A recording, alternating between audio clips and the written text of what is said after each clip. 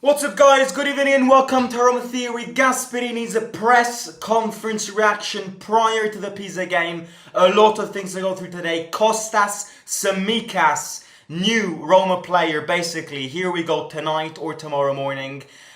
From England, they're saying that Liverpool have allowed him to travel for the medicals. So Roma have another right back to add to their squad. Now that we've got, 2-3 days left of the transfer window, I'm expecting more in these last couple of rush hours. Gasperini expects more, and that's definitely one of the points that he emphasized the most in today's press conference. Also, Europa League draw, a little reaction to it. Gasperini said his opinion on it. I'm going to give my little reaction to the Europa League draw. And let's get into this. We've got a lot to go through today. So if you're ready, hit the like. 150 likes as always. 150 is the like target. I believe in you. Yes, I do. Hit the like and subscribe. And I'm excited for tomorrow's game. I am. I am absolutely rocking it. I cannot wait till tomorrow's game. And I can't believe we already have an international break, guys. It's so annoying. It's so annoying. By the way, I completely forgot about this. I was thinking about this today when I was eating my pasta. Derby in 2 weeks. In 3 weeks. Derby in 3 weeks. Are we ready for that? We'll get there. But it's not long till the Derby. Costas Tsimikas, little thought there. We needed an Angelino replacement, especially because Salah Eddin will be leaving. Confirmed by Fabrizio Romano. He's off to PSV Eindhoven with loan with obligation, I believe it is, or loan with right to buy back. We're around 8 million. I think thinking back the amount of money that you spent on Salah Eddin, again, in other Ghisolfi disaster class, Angelino can't play every game. He can't, because if there's one position that Gasperini gets the best out of and kind of makes these players express the most is wing backs. So you needed an Angelino replacement. You could have never gone through an entire season only with Angelino. So because Gasperini works a lot with pairs of wing backs, of course Wesley, Wrench and Chilik on the left, on the right, and Angelino and Tsimikas on the right. We're gonna see it many times that during games Gasperini subs off a wing back for the other because he wants so much from a wing back that a wing back won't last 90 minutes under Gasperini because he gets squeezed so much that Angelino needed a replacement. I think Tsimikas is good. The only thing that I don't like about this is, again, the way we set up the deal. You know what I think about dry loans. I said this with Salamakers, even with Gurna Duat. There is no point in signing a player on a dry loan because at the end of the season you've got no possibility of buying him back. Well, we do, but we have to negotiate with Liverpool again and waste time. So yeah, I would have inserted an obligation. I would have inserted, maybe if they didn't want an obligation, I would have definitely expected some sort of right to buy back. I don't like dry loans, and it is a dry loan. But yeah, look, I think he's experienced, of course. He will play in the Europa League. And characteristic like I-wise, characteristic-wise, I like. I meant, not characteristic-wise, I like. What did I just say? I don't even know. Forget about that. Also, a good characteristic from Tsimikas is that he's great at taking corner kicks, something that sometimes we're dreadful at doing. So yeah, I think it's a good deal. Not much to say. We need a left winger. That's the priority, and that's the position that I'm the most looking forward to in these last days. We need a good signing on the left wing. We need it. I mean, I'd actually argue that much of what we achieved this season, I can say after I see who we sign as a left winger. Really, I think the left wing is so important that it determines what we can do this season, I think. But yeah, that's my thought on Tsimikas. Little thought on the UL draw, and then I'm going to get into the Gasperini press conference. The Europa League draw, by the way, there's something about the Europa League draw that the adrenaline that I live during a Europa League draw is very hard to match throughout an entire solar year. Like, the date of a Europa League draw is one of the dates I look forward to the most every year. because you can start planning away days and you can start seeing your path to that goddamn Europa League trophy that we need to lift. My thoughts on it is that it could have gone better. I'm not gonna hide the fact that it could have gone better, but I mean, it's not bad, guys. We're the favourites in every game. We're not gonna win every game because we're not. We know what we are. We're not gonna win every game. We're gonna lose some of these games, but on paper, we're the favourites on all the 8 games. The games at home against Lille, Victoria Pilsen, Midtjylland and Stuttgart. Lille and Stuttgart, okay, they played the Champions League last season. I can understand a bit of anxiety moving into those games. But look, I truly believe that at home, not many teams can beat us in Europe. And I mean it, like, even in the Champions League. Like, Roma transforms into Real Madrid 2015 whenever we play a European tie or a European game at home. We do. Like, I don't think we lost a European game at home in so many years. The atmosphere, like, really, the home games don't worry me because I know that we're so good at European home games that it's very hard for us to fuck them up. The hardest games are without a doubt, and Victoria Pilsen and Midtjylland, 3 points guaranteed. Away, okay, it's not easy. Double Scottish away day is absolutely biblical. Scotland! Celtic Park and Ibrox. Oh my god. Like, I'm not joking. An away day at Celtic Park is on my bucket list since I was 8 years old. I'm definitely going to be there. I'm going to try my best to be at Celtic Park. I cannot wait. I cannot wait. And this season, I thought about this investment. I did. I'm going to pay a bit more for my season ticket, but I'm going to pay a bit more so that I can have the advantage, at least be technically in an advantageous position to get tickets for European away days, something that last season I wasn't in a position to do because I didn't have the special season ticket. That's why I wasn't in the away end in Spurs ground and I was in the middle of Spurs fans. This time around I was like, I'm so interested in our European path that I'm going to do this investment, pay a bit more, but, you know, be advantageous to get tickets in the away end in Europe. Celtic Park has to be there. It has to be there. And I dare to say, as soon as I get the date of the game and the time of the game, I'm going to book the flights. I'm going to book the flight. I will be there, I promise.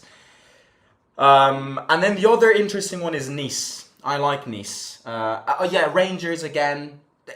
Realistically speaking, it's more the atmosphere because the teams don't worry me one bit. The teams are not good. Rangers conceded like 9 goals to Club Brugge. Absolutely destroyed. I don't even think the current manager that they have will make it by the time we play them. And Celtic, yes, they were in the Champions League last season, but they lost to Almaty, Kazakhstan on penalties. Couldn't score 1 goal in 2 games against a Kazakh team. Like, it's not the teams that I'm worried about. It's the hostile -20 Scottish degrees that will make it hard. I think one of the most complicated ones will be Nice. I like Nice away. I was in Nice a month this summer studying French. Great city. I would love to be back. And Panathinaikos, the Ultras are going to be very proud about this one because Panathinaikos and Roma Ultras have a very, very, very, very, very, very, very strong alliance. So the Ultras are going to love this one. The 2 European games that I've put my eyes on to go from this group stage are Celtic and Nice. I'm not going to promise it, of course, because it's very early, but I'm going to try my best. That's my thought. It could have gone worse. It could have gone better. Like, it's not that dramatic. We can win these games and we can qualify for the top 8.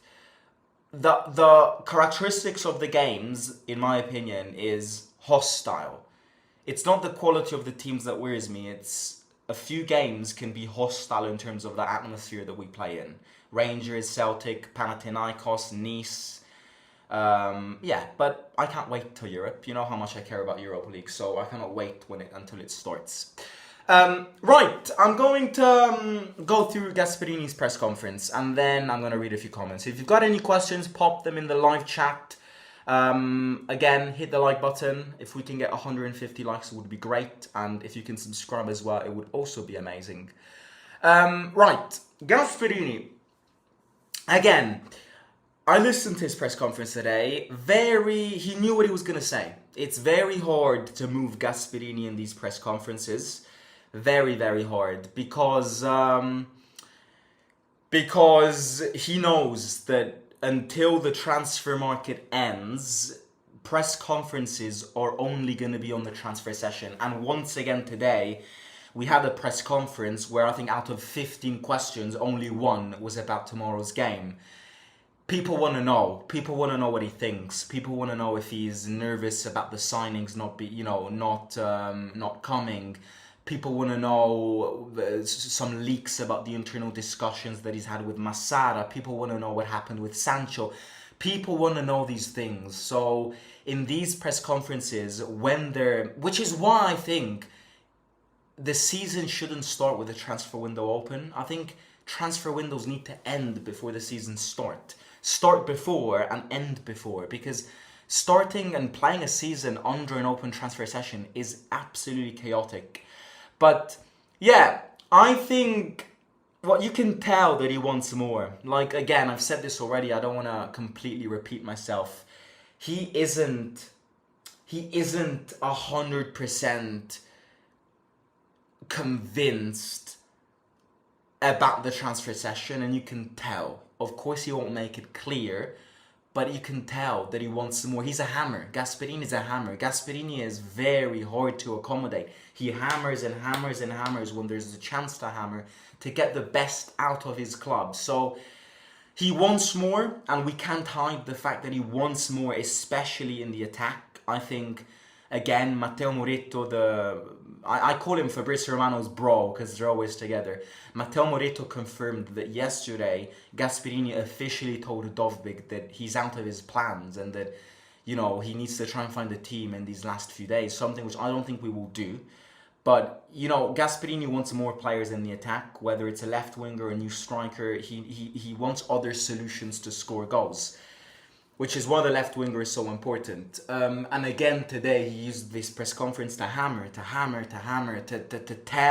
send signals to the club that 3 days, you can achieve a lot in 3 days and you need to push, because much of what we can achieve this season also depends on these last 3 days on the transfer session, I think. Because as I said yesterday, up to now the squad depth is not good enough. And Gasperini knows this. It's hard to fight on three fronts for 10 months with this current squad depth. It really is hard. So, yeah, he wants more. He spoke about Zielkowski, who landed in Rome this morning. He said how it's a signing that Massara really wanted and that Gasperini kind of seconded it. A little comment on Pisa. He said that it's hard, as we said yesterday.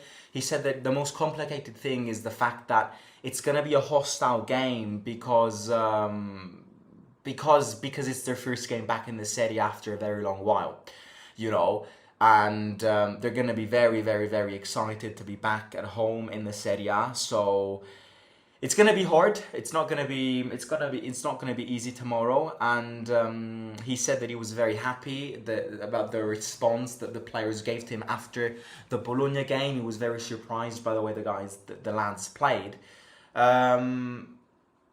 Yeah, I think the focus in this press conference again was hammering to get more. He's done this many times in post-match interviews, in post-games, and he does this quite a lot in press conferences. There was an interesting thing about Sancho today.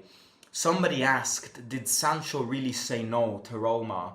And what happened with Sancho? Why did it take him so much time if it is true that he rejected us, why did it take him so much time to reject us? And Gasperini, I think, said a very interesting thing, because he said something completely right. He said, that there is no player that needs to be convinced. And I think that is one of the most important things ever. There is no player that you need to sweat in order to convince. If a player doesn't want to join, you move on. But I think the interesting thing that he said about Sancho is kind of, he sent a message to him. Because if you pay attention to what he said about Sancho today, he said that this is a big opportunity. And it's kind of like, he's kind of like inviting Sancho. Not that Sancho's gonna listen to Gasperini.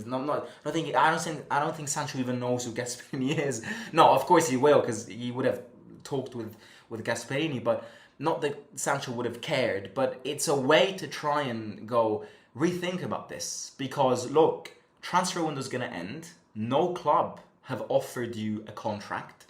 So if you don't rethink, then your decisions, you can end up being a free agent and not playing football for an entire season, at least until January.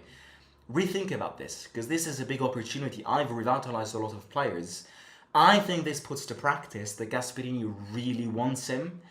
Whether it's a completely abandoned path or whether we're going to try one last chance to sign him, I don't know. Personally, I don't want to. Like, I understand that Gasperini wants him so much, but I don't want to try again, because we've been licking his balls too much that it's really sounding, it's looking like we're so obsessed with him at this stage. So he had his time, but of course if he really wants him, then I really want him. Yeah, it was a direct press conference. That's definitely one thing that I'll add. Let me read a few comments. Looking forward to seeing you at Celtic Park. Simo says, John. Hi, Diana from LA. Simo, any tips for getting tickets to the derby? If you're not a season ticket, it's going to be hard. Especially because it's Lazio Roma. Because, of course, being an away game, they give an advantage to season ticket holders. So I always say, I get a lot of messages of people wanting to go to derbies but not being season tickets and asking me how to do it. The reality is, if you're not a season ticket, it's very hard to get them. Even for a season ticket holder, it's hard to get them. Unless you want to be in the neutral stands, but being an away game, it's going to be majority Lazio fans, and I wouldn't advise you because you're not going to have fun. You might as well watch it at home. Yeah, try, but very hard. Hopefully we will get many European vlogs this season, says Aporva. That's my wish as well, mate. That really is. My my wish as well.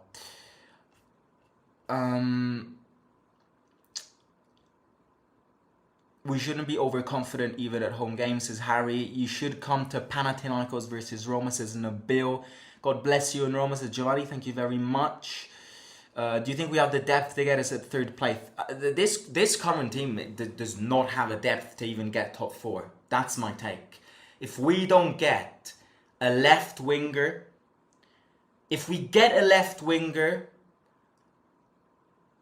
we can fight for top 4, but it's not guaranteed.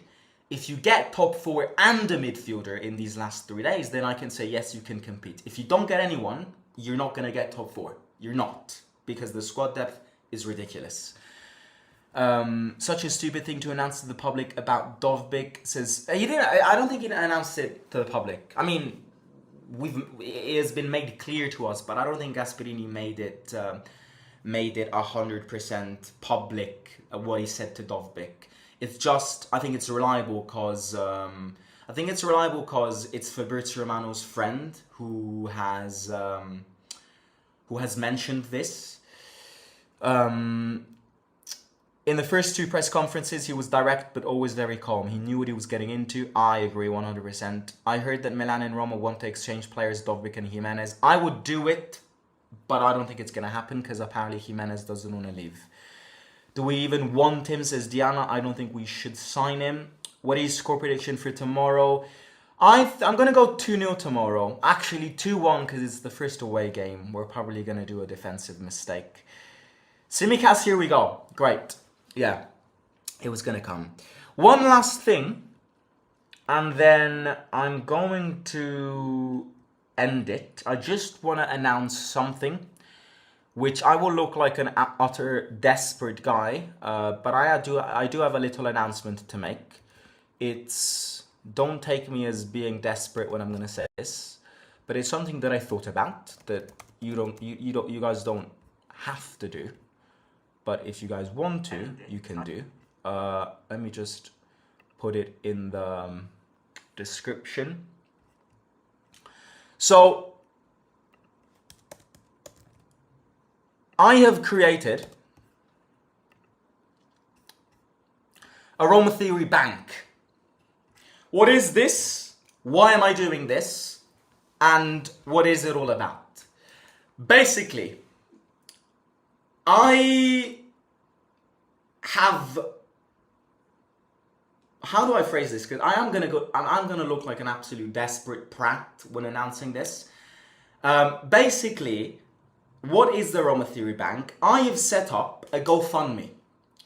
This GoFundMe, I call it a Roma Theory Bank, which is where everyone, you don't have to do this, not at all, and my reputation in my love for you guys doesn't change if you do this or not.